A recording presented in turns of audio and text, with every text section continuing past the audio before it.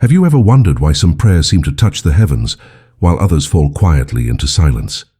Why there are moments when words flow from our lips, yet the heart feels distant, as if the divine were listening from another room? There's an ancient teaching that whispers about this invisible bridge between the human and the sacred. And perhaps one of its most curious keys lies in something as simple as humble as a spoonful of honey placed beneath the tongue before we pray. Edgar Cayce, known as the sleeping prophet, spoke of honey not merely as food, but as a living essence, nature's alchemy distilled by bees, creatures he saw as tiny messengers between the earth and the invisible realms. To Cayce, honey carried more than sweetness. It held vibration, memory, and light. When placed beneath the tongue, it wasn't about flavor, but about awakening a certain frequency within us, a resonance that made the heart more receptive, the spirit more attuned to the divine flow that constantly moves through creation. Imagine for a moment that prayer is a song, and every thought, every feeling within you is an instrument. When our mind is cluttered, when our heart is heavy with noise and doubt, that song loses its harmony. But honey, with its natural coherence, its delicate balance of elements, acts like a tuning fork for the soul. It gathers the scattered notes of our being, softens the harsh edges of fear, and brings us into a gentler state of openness. It's not the honey itself that performs miracles. It's the harmony it helps restore within us. In spiritual traditions across the world, sweetness has always symbolized divine grace. The Psalms speak of words that are sweeter than honey and the honeycomb. In Hindu temples, sacred offerings often include drops of honey poured upon idols as a sign of devotion and purity. Even the Sufis, the mystics of Islam, describe divine love as a nectar that dissolves bitterness from the soul. These are not coincidences. They are echoes of a universal truth. Sweetness is the language of the heart, and when we embody it, our prayers no longer rise as requests, but as songs of union. What Cayce seemed to know, and what modern seekers are rediscovering, is that the act of prayer begins not with words, but with chemistry, with the subtle orchestra of the body aligning itself to receive what it calls upon. When honey melts under the tongue, it sends gentle signals through the vagus nerve, calming the heart rate, softening tension, and creating a physiological space for peace. The body listens, the mind quiets, and suddenly the prayer that follows is no longer a plea, but a vibration, a dialogue between your essence and the source that already knows your name. Maybe that's the true secret, to remember that the divine doesn't respond to words, it responds to energy. Every syllable you utter is a ripple, every emotion a current. When those currents flow in coherence, when they hum with gratitude instead of fear, the universe moves in harmony with them. Honey is just a bridge, a physical symbol of that inner sweetness we often forget we possess. When we taste it before prayer, we remind ourselves, I am made of light, I am made of love. And in that remembrance, something ancient within us begins to awaken. So tonight, if you feel distant from your prayers, if your words have become routine and your spirit feels unheard, pause for a moment. Take that small spoon of honey. Let it rest beneath your tongue, not as a ritual of superstition, but as a gesture of return. Feel its warmth dissolve into your being. Let its sweetness remind you that the divine is not far away. It lives in the quiet spaces between your breaths, waiting for the moment when your heart softens enough to listen and to be heard. When we begin to understand that prayer is not a request but a resonance, the act itself changes. It ceases to be something we do and becomes something we enter. The moment the honey melts beneath the tongue, it's as if we're crossing an unseen threshold, a quiet return to our most natural state. Cayce often spoke of vibration as the true language of the universe, and in that language, sweetness is a note of alignment. It harmonizes the dense with the subtle, the physical with the spiritual. To him, honey was a sacred tuning, a way to remind the body that it too is an instrument of divine sound. Think of the human body as a temple made not of stone, but of living frequencies. Every organ hums with a unique tone, and when these tones fall out of sync, we call it dis-ease. But when harmony is restored, healing follows naturally. In this way, prayer can be seen as an act of internal retuning. It is not about convincing God of something. It's about remembering the music we were created to play. The spoon of honey beneath the tongue is not magic. It is a symbol, an anchor that calls the scattered parts of our being back into a single, luminous note. Many people imagine prayer as a ladder reaching upward, but perhaps it's more like a deepening, a descent into the still waters of our own essence.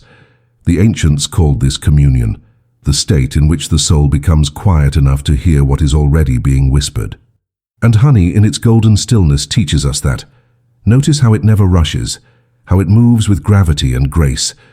To hold it on the tongue is to remember that sacred things move slowly, that the sweetness we seek from heaven must first be tasted here, in the silence within. Cayce believed that the physical and the spiritual were never separate. They were two mirrors reflecting one another. If the body was tense, the prayer was scattered. If the heart was bitter, the words were hollow. But if we softened the body, if we sweetened the heart, something miraculous happened. The veil between worlds thinned. The prayer became alive. This is why he recommended simple rituals, small, almost hidden gestures that could open great doors. The honey beneath the tongue was one of them, not as superstition, but as a bridge between matter and meaning. Perhaps this is what we have forgotten in our modern spirituality, the body's participation in the sacred. We think enlightenment happens only in the mind, but the truth is that it begins in the cells, in the breath, in the rhythm of the heartbeat. The divine enters through the senses. It speaks through taste, scent, texture, sound. The sweetness of honey isn't just flavor, it's memory. It reminds us of warmth, of sunlight, of flowers. It reawakens the connection between us and the living earth.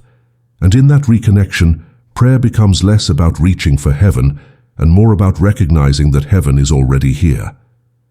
Imagine how this understanding changes the way we approach our inner life. If every thought, every gesture, every moment of stillness carries vibration, then our whole existence is a continuous prayer.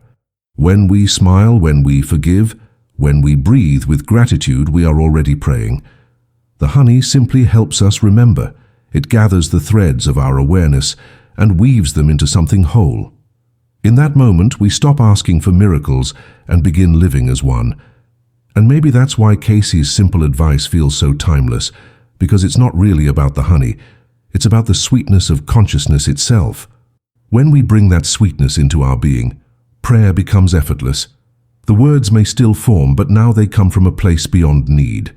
They flow from the quiet knowing that life listens, not as an external presence, but as the very current that sustains us. To pray, then, is to align with that current. To taste honey is to taste remembrance. And in remembrance, the heart begins to glow with the same golden light that bees carry from flower to flower. There is a sacred intelligence in the smallest gestures, a wisdom so simple that the modern mind often overlooks it. Cayce understood that the universe speaks in whispers, not in thunder. To place honey beneath the tongue before prayer is to acknowledge that creation itself is built on harmony, and that we too are participants in that cosmic symphony. In a world that rewards speed, dominance, and noise, such an act feels almost rebellious, a declaration that peace still holds power, that gentleness still transforms, that sweetness still heals what force cannot. Every time you hold that drop of honey in your mouth, something ancient stirs within you. You might not perceive it, but your body remembers. The taste awakens a chain of memories stored deep within the DNA, echoes from ancestors who honored the natural world as sacred text. For them, honey was more than nourishment. It was the essence of sunlight preserved in liquid form, a proof that even the smallest creatures participate in divine creation. When you pray with honey, you enter that lineage, that quiet covenant between human and nature, between matter and the unseen breath that animates it. But let us look deeper. What does it truly mean to amplify a prayer? Cayce often said that prayer and meditation were two wings of the same bird. One reaches upward, the other inward. To amplify a prayer is not to make it louder. It is to make it purer, more coherent. It is to remove the static of fear and doubt that distorts its signal. Honey, with its perfect molecular symmetry, symbolizes this purification. It teaches the prayer to flow smoothly, to find its way without resistance. In essence, the sweetness of honey mirrors the sweetness of surrender, the moment when we stop trying to control the outcome and simply allow the divine to move through us. Think of a child praying. There is no agenda, no calculation, no anxiety over results. There is only presence, trust, and openness. That perhaps is the state Cayce sought to awaken with this ritual. When the honey melts under your tongue, it does not only calm your nervous system, it softens the inner child, the innocent one who still knows how to talk to the universe without fear of being unheard. The sweetness tells that child, "It is safe now. You may speak. You may believe again." And from that space, prayer becomes an act of remembering rather than requesting. If we listen closely, every spiritual tradition seems to echo the same truth, that transformation begins when sweetness returns to the heart. The Buddhists speak of the nectar of compassion, the Taoists of returning to the soft, and Christ himself taught that the kingdom belongs to those who are pure in heart. Each teaching points toward the same principle, the power of tenderness, not weakness but a luminous strength that disarms shadows. Honey then becomes a daily teacher of that tenderness. It dissolves on the tongue as patience, as warmth, as faith in gentleness. And in that quiet alchemy we begin to remember that we were never meant to conquer the divine, but to commune with it. There is also a mystery here about intention. Cayce taught that intention is the true magnet of creation. The honey itself holds no power unless it is infused with awareness. When you lift the spoon, when you pause before the act, you are already shaping the field around you. You are declaring, "This moment is sacred." That recognition changes everything.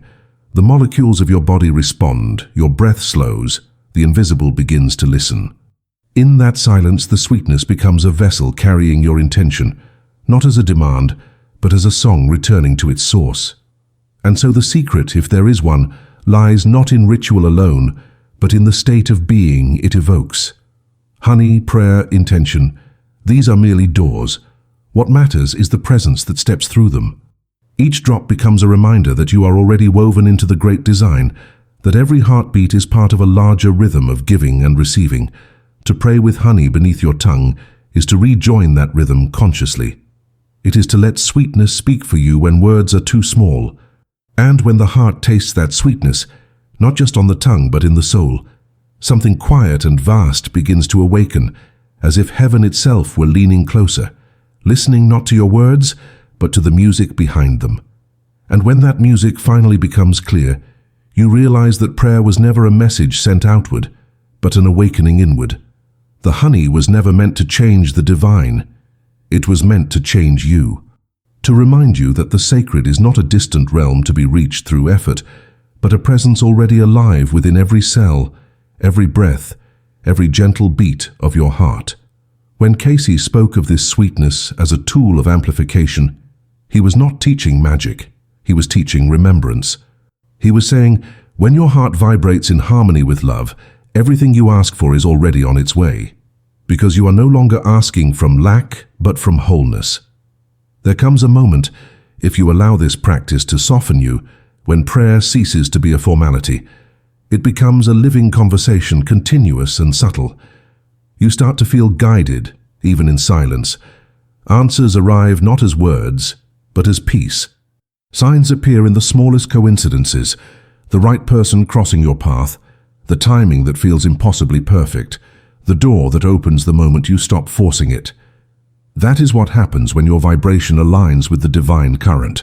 You begin to move with the river instead of against it. Honey, in its gentle sweetness, becomes a reminder of this flow, effortless, golden, always guided by light. And perhaps that is what amplification truly means. Not that your prayer shouts louder into the heavens, but that your being becomes more luminous, more tuned to receive. When you sweeten your energy, life itself begins to sweeten in response. It's a universal mirror. Bitterness reflects bitterness, and sweetness reflects grace. The bees already know this.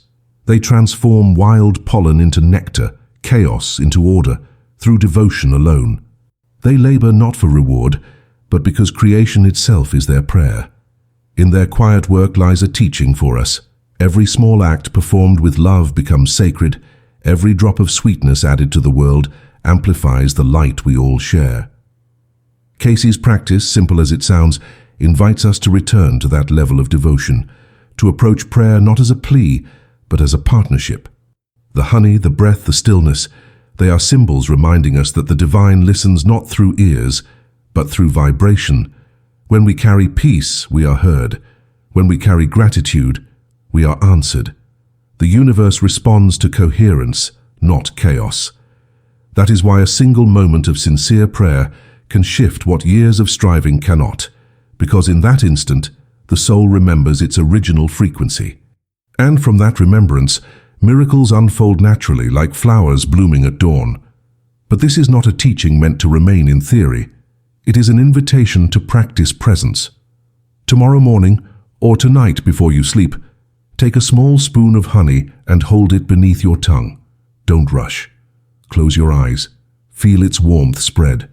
Let it remind you of sunlight, of the patient labor of bees, of all the unseen hands that bring sweetness into your life. Then, when you pray, don't ask for anything. Simply allow gratitude to rise like fragrance from the heart. Let your prayer be a song of remembrance. I am part of this creation. I am not separate from the divine. The light I seek already lives within me. If you do this often, something begins to change. The mind quiets more easily. The heart softens toward others. Life begins to respond to you with the same gentleness you offer it. This is how energy works. It mirrors what you embody. Cayce's honey ritual is just one doorway among many, but it leads to the same timeless truth that mystics of every age have discovered. When sweetness returns to the soul, heaven finds a home on earth. The prayer no longer travels upward, it radiates outward, touching everything around you with invisible light. And as you open your eyes, as you return from that sacred stillness, notice how the world feels slightly different. Not because it has changed, but because you have. The colors seem softer, the air gentler, even the silence feels alive. That is the real amplification, the shift from separation to unity, from effort to grace. Carry that sweetness with you. Speak with it, walk with it, breathe with it. And if these words touched something inside you, share what you felt. Your own experience may be the drop of honey that sweetens someone else's prayer. Subscribe, stay close, and continue this journey of remembrance with us, because the light we awaken together will always shine brighter than any we carry alone.